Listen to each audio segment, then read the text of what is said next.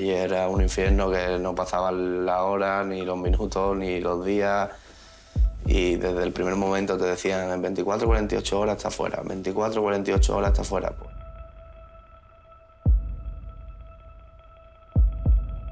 Yo estaba en un infierno, nosotros estábamos ahí en un infierno. Yo lo que quería era terminar. Y cuando pues, cada vez que pasaban los días, la esperanza iba a menos. Aunque había una cosa dentro de mí, dentro de nosotros, que...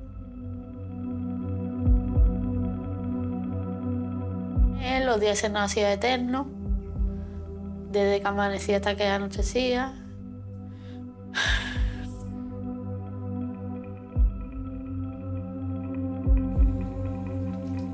Siempre intentábamos hacer caso a la gente y intentar no perder la esperanza era lo que te mantenía un poco con algo de fuerza, pero sabíamos que conforme iban pasando los días, pues...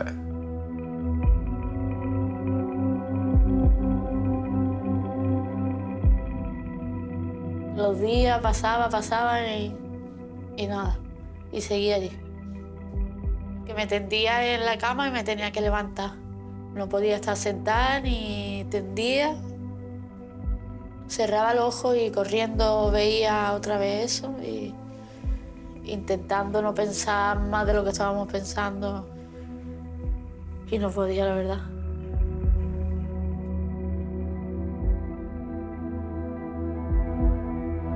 Un infierno, pues... Un infierno desde el primer momento porque... iba todo muy lento. Y para nosotros más lento todavía.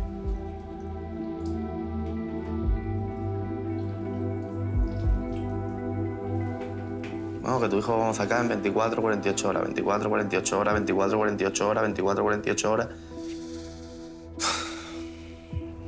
13 días.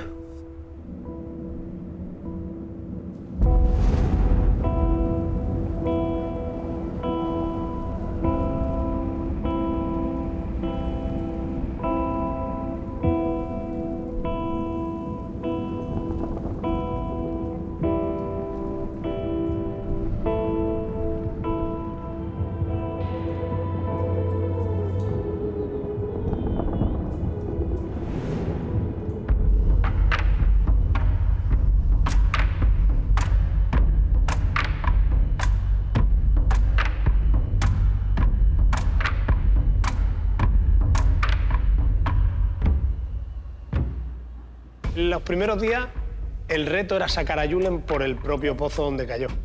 Quitar ese tapón, retirar ese tapón y llegar hasta el niño. Y a partir del tercer, cuarto día, llegan a la conclusión de que por ahí no van a llegar hasta él. Es imposible. Está a tal profundidad, esos 72 metros, que la manguera se atasca, que hay problemas constantes, todas las máquinas se averían, y se dan cuenta que por ahí no va a seguir. La intervención real de bomberos es en los primeros momentos, en las primeras horas, cuando nosotros creemos que podemos tener la capacidad de hacer algo. Y en el momento que decimos no podemos hacer nada más, entra ese aspecto de la intervención que es ya casi obra civil. Yo recibo la noticia el día siguiente que se cae Julen al pozo. Y mi reacción fue inmediatamente pues subir a Totalán, avisar a mis compañeros de Málaga, a los ingenieros de caminos de Málaga, pues para que viniesen conmigo a trabajar, a estudiar el problema y ayudar, en definitiva, ¿no? Una vez que llegamos allí arriba, el coronel de la Guardia Civil, Jesús Esteban, nos dispuso una carpa, ¿no? Y bueno, pues con esa autoridad que emanaba del coronel y nos dijo los ingenieros allí a pensar, ¿no? Y nosotros que somos bastante disciplinados, pues nos fuimos a la carpa a pensar.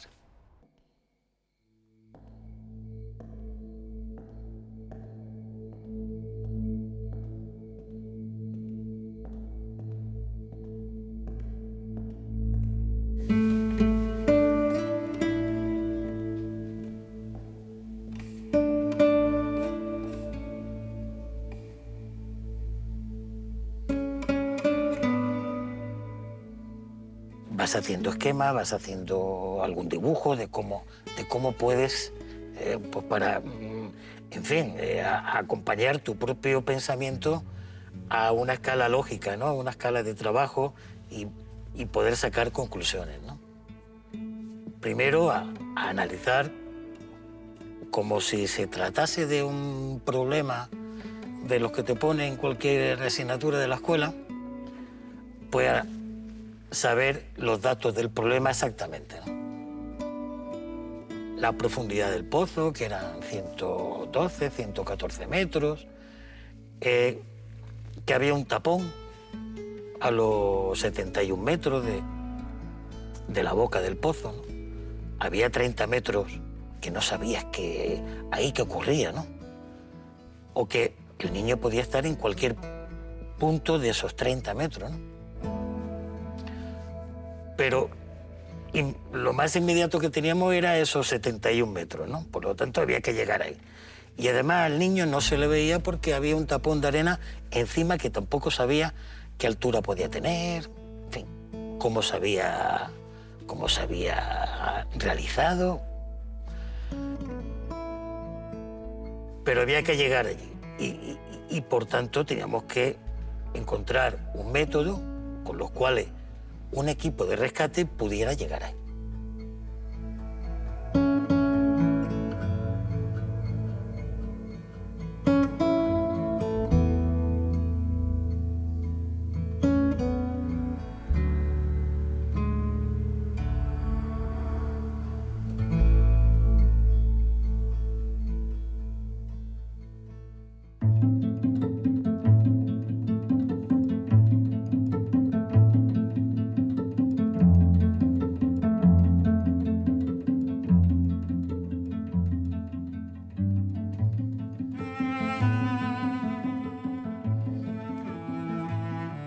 Al principio estuvimos allí, en el mismo sitio, un poquito apartado, después bajamos un poco y ya después una señora que tenía una casa allí lo más cercana posible para que nosotros pudiéramos tener más acceso a información y nos cedió una casa, agradecido, y allí estuvimos hasta el último día. Había un momento que es que te digo, es que miraba las noticias porque era una manera de enterarme, porque no siempre tenía acceso a la información que nosotros o nos llegaba tarde o no nos daban.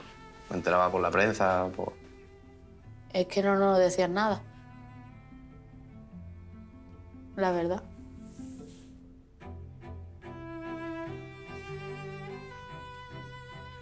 El padre, que estaba lógicamente pendiente de todo, compareció ante los medios de prensa diciendo que se estaba enterando de cosas y no le informábamos. Y bueno, se valoró aquello y efectivamente tenía razón. Y entonces tanto la subdelegada como yo dijimos, pues, efectivamente, vamos a visitarlos y vamos a informarles de lo que hay.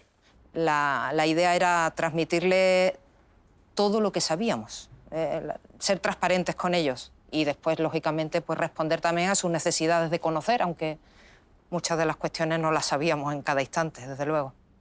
Pese al paso de las horas, todavía hay posibilidades reales de encontrar al pequeño con vida, según un experto en espeleología, José Antonio Berrocal. Sí existe esperanza. Es muy complicado. Y hablar Era Gámez y el coronel y venían a darme la información, y cuando yo intentaba rebatir algo o dar un punto de vista, siempre no tenía la sensación de que no podía hablar o no me escuchaban. Preguntas muy difíciles. ¿Cómo crees que está? ¿Cuándo vamos a llegar? Esas no tenían respuesta. Y tampoco, por supuesto, no se trataba de otra cosa que decir la verdad. Muchas veces la respuesta era no lo sé. No lo sé. Como les decíamos en portada, los equipos de rescate han continuado trabajando por cuarta noche consecutiva en Totalán para intentar encontrar al pequeño Julen. Los ingenieros... A mí desde el primer día me decían 24 y 48 horas, pues entonces cuando pasaban estas 24 o 48 horas es que no las ponía yo, las ponían ellos, las expectativas. A mí cuando ya me lo dijeron 3 veces, dijo, por favor, no me digáis más. no me digan más 24 o 48 horas porque me estás volviendo loco y me estoy volviendo loco. Hombre, les puedo decir que fueron uno de los peores tragos diarios que teníamos que pasar, porque además no éramos portadores de buenas noticias nunca. Siempre era, bueno, pues que 24 horas, que nos hemos encontrado piedra, que se retrasa otras 48 horas, y esto era muy delicado y muy desagradable, porque además teníamos la buena intención o la sana intención de no engañarles. Entonces era realmente difícil decirles verdad y a la vez tratar de animarlos. A esta hora repasamos la actualidad de Málaga, centrada un día más en Totalán, donde siguen las tareas para el rescate del pequeño Julen. El niño está a unos 60 o 70 metros de profundidad, según se ha podido saber por los radares. Los equipos de rescate han trabajado por cuarta noche consecutiva para encontrar al pequeño Julen. Los ingenieros detallan los trabajos que se están realizando mediante el portavoz Ángel García, del Colegio de Ingenieros de Málaga.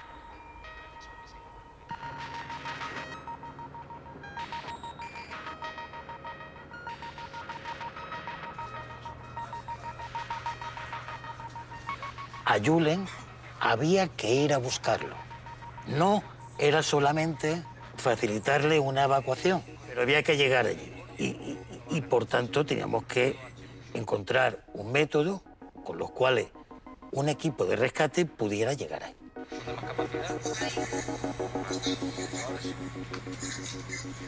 Y solamente ya teníamos dos maneras de llegar. O a través de un túnel vertical o a través de un túnel horizontal. La idea de hacer el túnel horizontal era, bueno, pues un orificio en lo que es la montaña, ¿no?, que pudiese conectar con al menos el primer punto donde estaba situado ese tapón de arena, y que podía ser el sitio más probable donde pudiera encontrarse Julen. Lo que normalmente se haría en meses entre estudios y ejecución, en el cerro de Totalán hay que hacerlo en días. Y como no se conoce el terreno, es fácil que surjan inconvenientes. Se puso en marcha una serie de maquinaria, de procedimientos y de trabajo muy pocas veces visto. Recuerdo realizar y certificar cientos de permisos para que los transportistas pudiesen saltarse los tiempos de descanso. Yo creo que en un momento determinado conté 14 o 15 máquinas trabajando a la vez de día y de noche. Retroexcavadoras, martillos picadores, dumpers, lagartos, camiones. Tanto así que medio que no cabía una máquina. Hay una especie de asamblea de operarios de máquinas que se querían reunir conmigo. Entonces me transmitieron varias cosas. Prácticamente se estaban pegando las máquinas arriba y no cabían. Se estaban haciendo muchas obras con falta de seguridad y falta de garantías y falta de una obra que había que hacer estudios de a lo mejor llevaban un mes, pues aquí se hacía en media mañana. Y que, claro, se estaban asumiendo responsabilidades que no estaba claro quién las asumía, ¿no? No estaban las normas de riesgos laborales, es decir, era algo que a mí también me preocupaba mucho. Allí había mucho movimiento de tierra, había mucho camión, mucho trabajador y no había reglas, porque nadie miraba si había cedido su número de horas razonable o sus horas de sueño razonables. Surgió el tema del gasoil, el tema del combustible. Parece ser que el que estaba proporcionando su cuenta, entre comillas, con la gasolinera para repostar todas las máquinas, pues ya llevaba 2 días repostando unas pocas máquinas, pero el dueño de la gasolinera le había dicho, bueno, es que vamos a ver, que estamos hablando ya de 30.000 euros y esto quién lo va a pagar. Entonces me transmitían a mí la inquietud diciendo que quién iba a pagar el combustible, ¿no? Yo le dije, bueno, no se preocupe usted, con la altanería que tenemos los guardias civiles, no se preocupe usted, que yo no sé quién lo va a pagar, pero alguien se lo va a pagar. Yo tenía que aportar seguridad, sobre todo a los ingenieros, a los empresarios que estaban allí, que decían, bueno, aquí hay responsabilidades, puede ocurrir algo, puede haber un accidente, un problema de riesgos laborales, y en determinado momento, si esto se alarga, empezamos a hacernos preguntas, ¿no? Todas estas cuestiones desembocaron en una decisión que asumió la subdelegada del Gobierno y convocó una reunión en su delegación. Sabía que tenía que salir adelante y que teníamos que buscar una solución técnica, la que fuera, también muy sui generis, porque yo creo que eso no responde formalmente a ningún procedimiento administrativo, pero bueno, conseguimos un documento que les dio tranquilidad a los que estaban allí trabajando. De esa reunión salió un nombramiento como director de la obra civil Antonio Nieto y que se haría una línea de financiación a través de la Junta de Andalucía. Yo vengo del mundo de las carreteras y es bastante normal que cuando tienes cualquier acontecimiento, unas lluvias temporales, pues se organiza un expediente de emergencia y en ese contexto yo se lo sugerí al delegado del Gobierno y se montó una obra de emergencia, un expediente de obras de emergencia y a mí me nombraron director de todas las actuaciones de ingeniería de ese expediente administrativo. Las administraciones, cuando hay algo tan importante como la vida de un crío por medio y la del dolor de unos padres, fueron capaces de saltarse todas las reglas. Y eso, bueno, puede parecer extraño, pero la situación lo requería.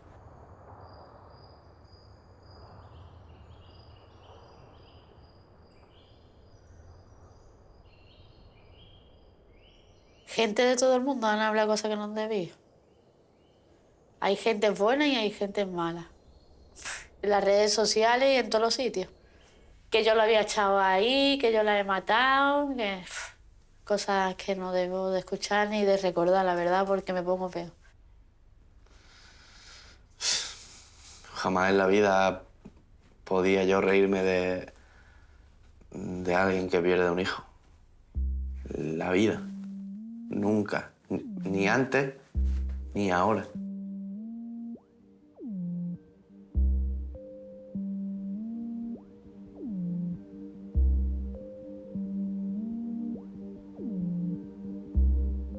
Uno lo lee y piensa, es imposible meterte en la piel de un padre que está viviendo esa situación y está leyendo eso. Entonces, claro, a mí sinceramente me pareció indignante y no sé si llamarlo chistes, porque no, me parece que un chiste hace gracia, esto no hace ninguna gracia.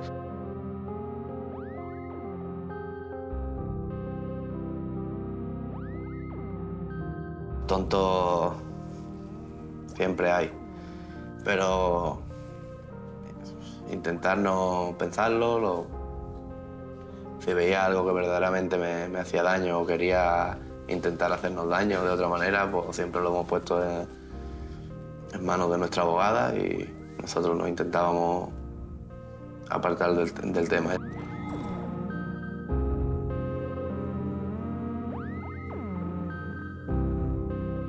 Al final aquí el límite entre la libertad de expresión, la libertad creativa, que es un poco lo que invocó él. Él en su declaración dijo que era bueno, pues humor negro, que no quería causar ese mal a la familia o ese pesar a la familia, que de algún modo no se escribieron, no publicó esos tweets pensando que lo iban a leer los familiares.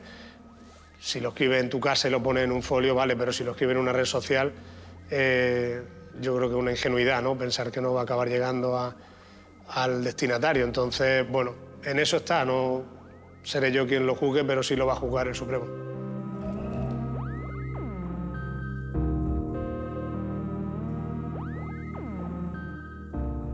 Hombre, a mí me gustaría que el chiste me lo contara a mí, sentado delante mía, le iba a decir la gracia que hacen los chistes, pero tampoco creo yo que son cosas que, porque al final y al cabo te están haciendo daño y si pasa algo el que pierde es uno.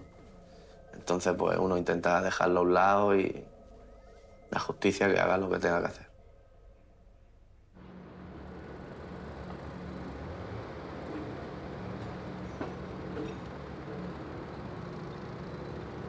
habíamos previsto la ejecución de una galería horizontal, la cual está presentando dificultades técnicas, fundamentalmente por la inestabilidad del terreno y por su dureza. Justamente donde se decidió ubicar el emboquille del primer pozo, de la primera galería, pues esa misma noche hubo un pequeño deslizamiento. Entonces, por seguridad, se paralizaron esos trabajos. Decíamos a modo de broma que es que la montaña estaba maldita, ¿no? Es decir, casi muere un trabajador por desprendimiento de tierra. Precisamente por esa inestabilidad que se han encontrado en el terreno y esos derrumbes, los expertos han tenido que cancelar y descartar el plan inicial que habían construido el domingo. Era construir una galería horizontal con unos 15 grados de inclinación. Se ha comprobado que el terreno es muy blando y han tenido que volver al inicio. Pues vamos a hacer la galería vertical, para lo cual previamente tenemos que realizar una plataforma de trabajo que en nuestra vida habíamos tenido que hacer un túnel vertical, una perforación vertical para llegar a un niño, en la vida de los que estábamos allí.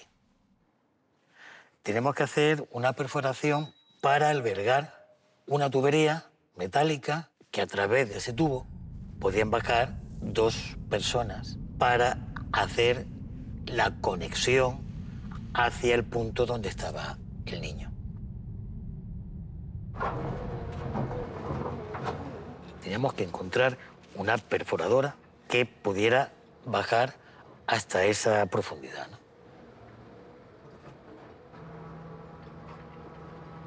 Para una pilotadora es una barbaridad. O sea, hacer un pilote de 60 metros, pues no se hace mucho en el mundo, ¿vale? Y de diámetro 1400 menos. Y en roca ninguno. Es la ola de solidaridad, de trabajo que está aportando todo el mundo desde aquí cerca, desde la provincia de Málaga, pero también desde el resto de España, porque los ofrecimientos a la Guardia Civil han sido desde más de 60 empresas que han querido colaborar con tecnología punta para aportar en este rescate. Sí, dígame. Vale, de acuerdo. Me ha dicho que usted dispone de 8 retroexcavadoras. ¿Cuánto tardarían en venir esas 8 retroexcavadoras aquí? Empezamos a tener un aluvión de ofertas de todo el mundo que llamaban por uno o por otro conducto o a través del COS, que prácticamente se colapsaba, ofreciendo soluciones.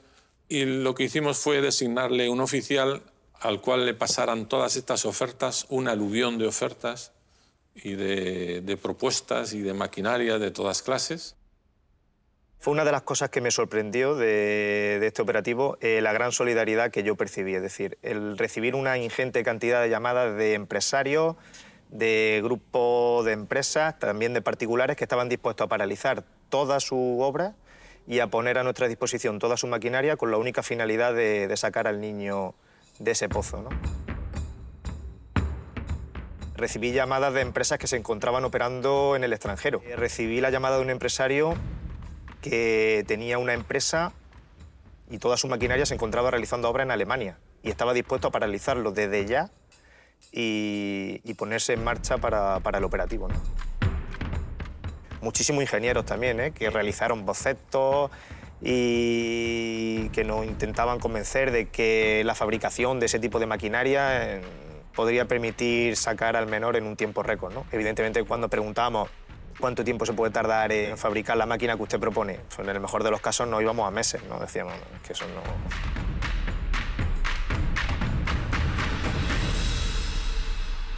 Había muchos voluntarios que había que obviarlo porque se les ocurrían barbaridades a la gente y tenía que decir, bueno, el hombre imagino que lo hace o lo dice con intención, pero había algunas que decían, pero bueno, estáis pensando... Bueno, en los dibujos animados salen ideas menos estúpidas que estas, ¿no? Pero... Se presentó un enano que trabajaba en un circo, ¿no? Se presentó con un documento en el que nos exoneraba de toda responsabilidad y estaba dispuesto a introducirse en aquel pozo e intentar sacar al niño, y no paraba de comunicarnos que no le importaba para nada, ¿no? lo que le ocurriese a él, ¿no? Eso, cogemos unos topillos y le y le prendemos fuego al topo y el topo por el fuego va a ir excavando más rápido que las máquinas. ¿Sí? Me gusta el fuego. Muchas gracias por su colaboración. Correos de ese tipo, muchísimos, pero bueno. Bueno, también vino una persona con un mono, pues para que se pudiese deslizar y bajar el mono, pero ni tan siquiera cabía el mono. Mire usted que se va a quedar usted sin mono, que son 70 metros, ¿no? O sea, a ver después cómo sube el mono, ¿no? Y cuando llegue el mono abajo, ¿qué hace? ¿Qué le decimos, no? Oye, mira, mono, excava... O sea... En fin. Se presentaron una mujer y una madre allí, en el lugar de los hechos, digamos, y afirmaban ser una especie de medium o vidente y decían que podían establecer contacto con el niño, ¿no? Con el espíritu del niño, y podían posteriormente comunicarle a los padres lo que el niño quería y decía, ¿no? Pero bueno, sí que evidentemente se les pidió que de ningún modo podían acceder, ¿no? a la zona acotada. También es verdad que te hacía un poco menos trágico esos momentos, pero luego decía, bueno, esta familia no se da cuenta de lo que está diciendo o lo que quiere colaborar.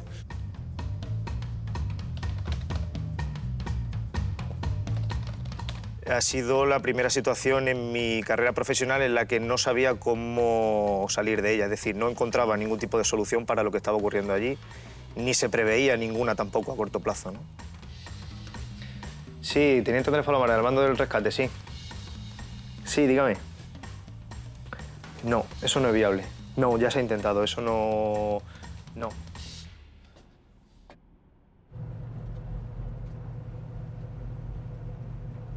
Me llama Ángel García Vital para solicitarme la disposición de una máquina perforadora de gran alcance para un pozo de rescate.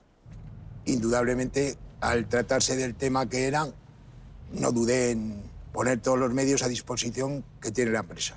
Éramos 5, 2 maquinistas y el encargado, y un gruista y el abuelo, un morcero. O nada, pensar poca cosa. Llegar allí y hacer lo que se pueda.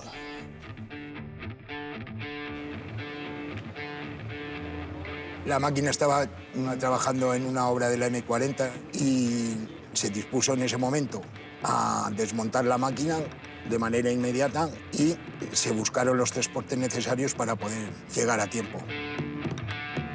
Los transportes se solicitaron con doble conductor. Tuvimos grandes dificultades, pero escoltados por la Guardia Civil, tuvimos toda la facilidad para poder acceder.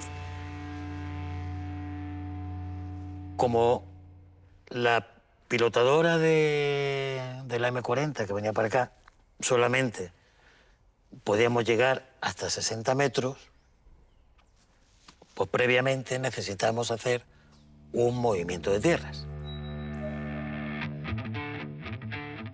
Teníamos que bajar por unos 25-30 metros.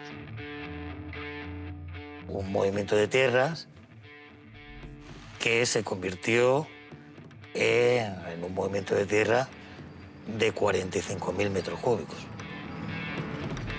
Hubo que derribar una casa. No fue derribarla, sino que quedó, digamos, sepultada en las toneladas y toneladas de tierra que se desplazaron, ¿no? Como curiosidad, el dueño no protestó porque es que la vivienda era ilegal. Sí, hubo uno de ellos que dice, venga, recoja usted lo que tenga que recoger, que viene la máquina y le va a tirar. Y dice, espere un momento. Entró y salió con un perro, una perrita, y dice, hala, ya pueden ustedes tirar lo que quieran. Y recogió a su perro nada más, ¿no?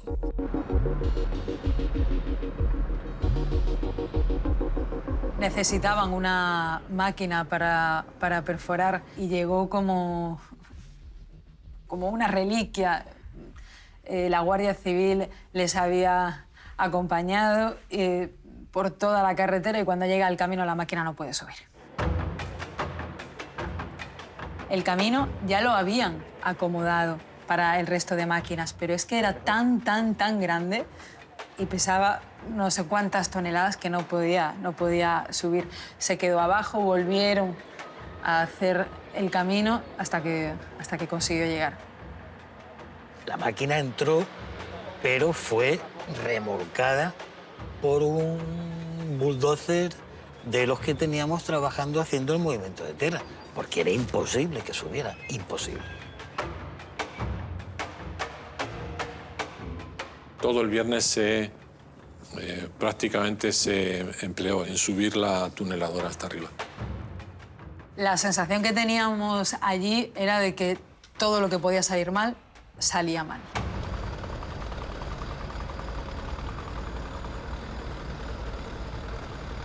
Una vez que la montaña, esa ladera de la montaña, se rebaje a 30 metros, empezará la perforación de los túneles en paralelo que se van a hacer para intentar luego llegar abajo a la cota que permita hacer ese túnel horizontal por parte de los mineros que van a excavar de forma manual. La llegada de los mineros era como si fueran héroes. Salían del hotel cada día y la gente les aplaudía. Salían de la montaña y todo el mundo le aplaudía. Para nosotros era súper importante que ellos estuvieran en el terreno porque parecía que se acercaba más la hora final. El encontrarnos tanta prensa y tanto despliegue informativo, la verdad que nos hizo entrar en shock y bueno, pues nos generó una situación de bastante inestabilidad. No controlábamos ni estábamos acostumbrados a esa presión. Nunca nos habíamos encontrado en el foco mediático tanto y sobre todo con unas expectativas que además ya de principio o creíamos que no podíamos satisfacer por la sencilla razón de que no sabíamos muy bien dónde íbamos ni la capacidad de respuesta que podíamos tener. Teníamos la misma información que estaba precisamente saliendo por la prensa y que, bueno, pues en el viaje nos fuimos actualizando de la situación.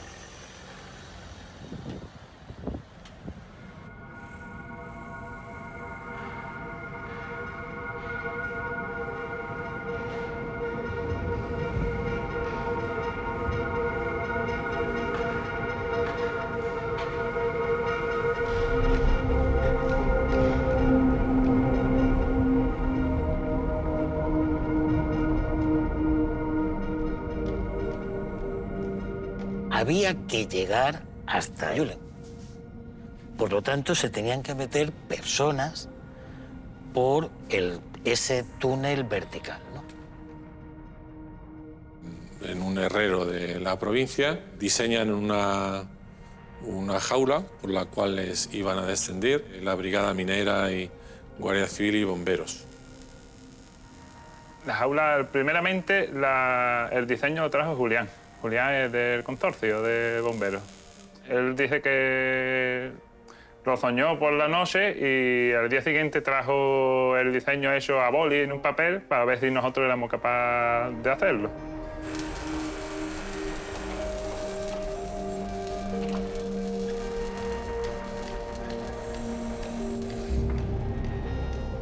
La jaula iba a ser redonda, pero al final tuvimos que, al romperse la máquina, tuvimos que coger y hacerla hexagonal, porque era la forma más rápida y fácil de poder continuar con el trabajo.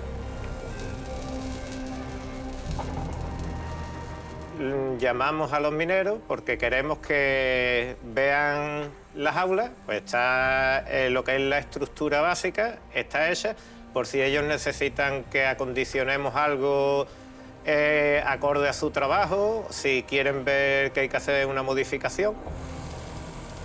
Bueno, te encuentras con un taller, te encuentras con una primera infraestructura. Dijimos que no tenía ningún sentido. Nosotros necesitábamos que uno de los bordes fuera liso para poder acceder y trabajar. Si había un problema que se bloqueara, solicitamos y pedimos que se colocaran dos escalas, que lógicamente no estaba. Alguien dijo que íbamos a bajar uno arriba, otro abajo. De eso nada, es decir, estamos diciendo que necesitamos dos operarios que trabajen coordinadamente y juntos. Dos pisos no tenía ningún tipo de sentido. si la jaula se bloqueaba, una trampilla para poder acceder y subir por cuerdas. Y bueno, nadie había contado con nosotros, pero lógicamente mi responsabilidad es que los trabajadores que van a progresar para arriba y para abajo, que tengan seguridad e, insisto, con el margen que teníamos, algo que está conforme a ley y que es seguro.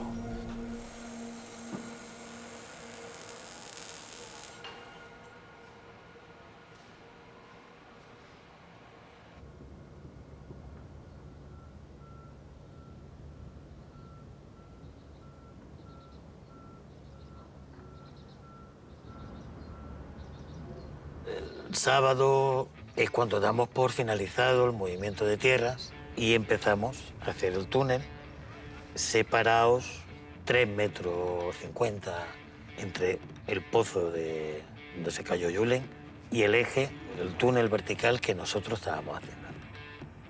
La perforación, lógicamente, estaba muy cerca del sondeo donde estaba el niño. Entonces, nosotros teníamos que tener toda la precaución suficiente para no meternos en el agujero del niño, para no desviarnos, puesto que estábamos muy cerquita del sondeo. Tenías que ir con un cuidado enorme y, a su vez, no hacer ningún tipo de movimiento brusco para no transmitir esa vibración al sondeo. Todo el mundo estaba pendiente de la perforación nuestra, de ahí dependía el que pudieran acceder el resto. El objetivo era que nosotros acabáramos lo antes posible. Yo lo que hacía es perforar, meter barrena, perforar, venga, sube, pam, descarga, vuelve a meter y venga, pam, pam, 12 horas. Luego venía otro compañero, 12 horas, 24 horas hemos estado trabajando, día y noche. Allí se hacía lo mínimo para que siguiese funcionando, o sea, sin parar. Pero ante la dureza tan extrema que nos encontrábamos, ahí no había otra que seguir poco a poco, perforando. Apretar. Eso no pensabas en la máquina, a ver si se va a romper ni nada más que para hacer el pilote. Estamos ahí atentos para hacer rescate y ya está. No estamos pensando en la máquina. El niño estaba como mínimo a 71 metros de profundidad. Había que llegar hasta él. Lo que sí era admirable es la capacidad el compromiso que tenían con el trabajo por la cantidad de horas que estuvieron echando. La gente tenía la voluntad de no querer ir a dormir ni a descansar, porque lo que querían era cumplir el objetivo. Fue duro.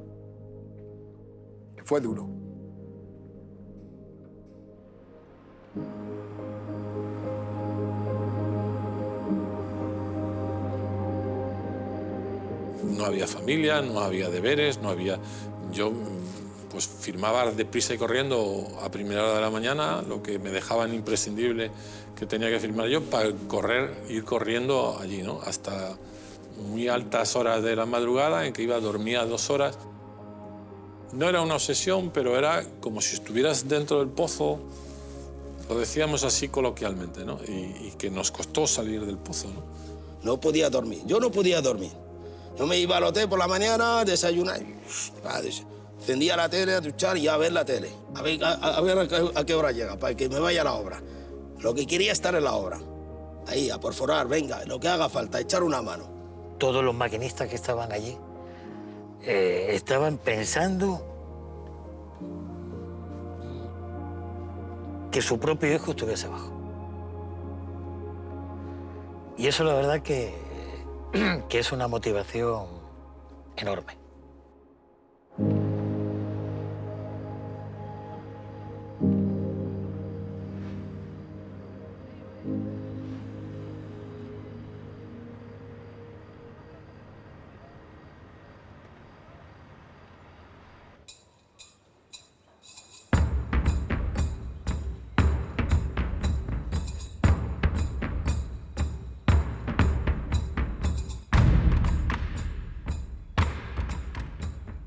Y Antonio Molina es un personaje de los más populares que tiene Totalán. Tiene una plaza allí. De entre su gran repertorio pues tiene la de Soy Minero, la de Portuguesiña, la de Cocinero, Cocinero. Tiene muchas canciones y en todas tiene un poquito de su tierra, de lo que es Totalán en sí. Totalán se está haciendo famoso, se está convirtiendo en símbolo del pueblo, el camaleón, porque hay algo que explica también en parte el rescate, que es que al ser una tierra tan dura, tan poco fértil, se está dejando de cultivar allí y eso hace que no sea fértil, pero al mismo tiempo esté menos contaminada, no tiene menos fertilizantes y se ha convertido en una especie de colonia del camaleón. Y digo que es símbolo del pueblo, pero que también simboliza lo complejo del rescate. En cualquier otro contexto, ¿no? Esa perforadora hubiera tardado muy poco tiempo en llegar a los 70 metros. Sin embargo, la dureza del terreno, el tipo de roca, de los diferentes estratos dentro del propio pozo, lo convirtieron aquello en una lucha titánica.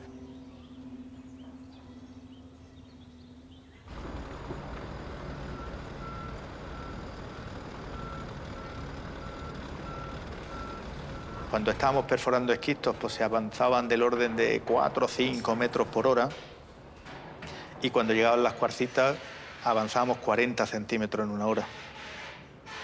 Y esos 40 centímetros eran a costa de tener un desgaste totalmente desproporcionado en las cabezas de corte. La empresa tuvo que traer no sé cuánta, una cantidad ingente de repuestos.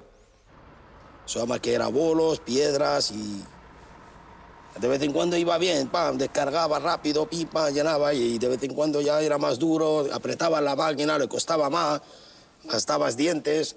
La corona de la perforadora actual no es capaz de atravesar ese material de roca dura que se está encontrando y se está esperando una nueva corona que viene desde Guadalajara para sustituirla. Ya son más de 24 horas desde el inicio de las perforaciones y en principio se había dado un plazo de 15 horas para haber terminado este túnel vertical. La máquina sufría muchísimo porque la dificultad siempre te la marca el terreno. Entonces la máquina lo que hacía en estos casos, en terrenos duros, es mucha vibración, su comportamiento es más inestable, provocaba fisuras, provocaba fugas de la presión que ejercía. Pero aún así, pues teníamos que seguir, se nos agotaba el tiempo y teníamos que tratar de conseguirlo lo antes posible.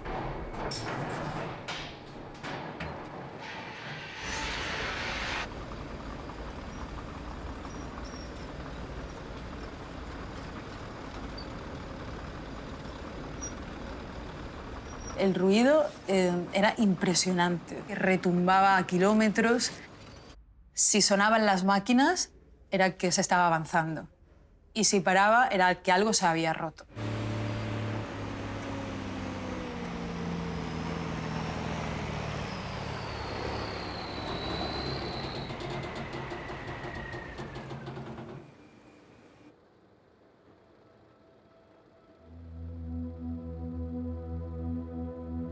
La máquina ha estado parada debido a la dureza del terreno. En una escala usada por los geólogos de 0 a 9, este terreno tiene una dureza de 8. Pese a todo, los ánimos en el operativo no decaen. Cuando el Kelly se rompió una pletina del cestelo, que es donde se apoya una camisa con otra, y no bajaba. Dice, hostia, y ahora mira que llevamos tantos metros, ya estamos casi a 54 metros, ya casi estamos ya al fondo, va y se rompe esto. Me cago en Dios, ya va con prisa y con todo, venga, vamos, venga, tumba la máquina, sácale, son 60 y tantos metros que hemos sacado en el suelo. Fue muy chungo. Si no hubiésemos encontrado los frentes de cuarcitas, pues hubiéramos terminado la perforación pues, el orden de 10 horas.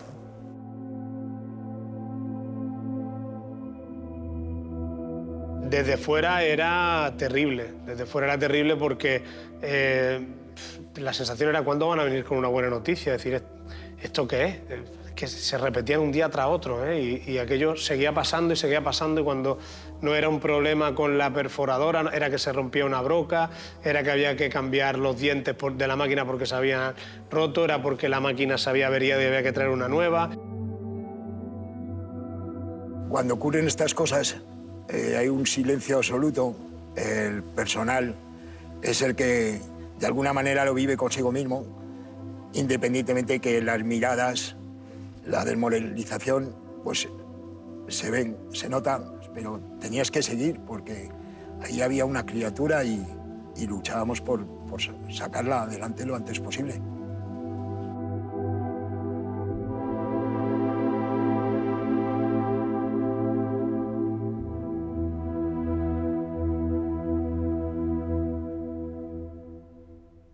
Los retrasos minaban mucho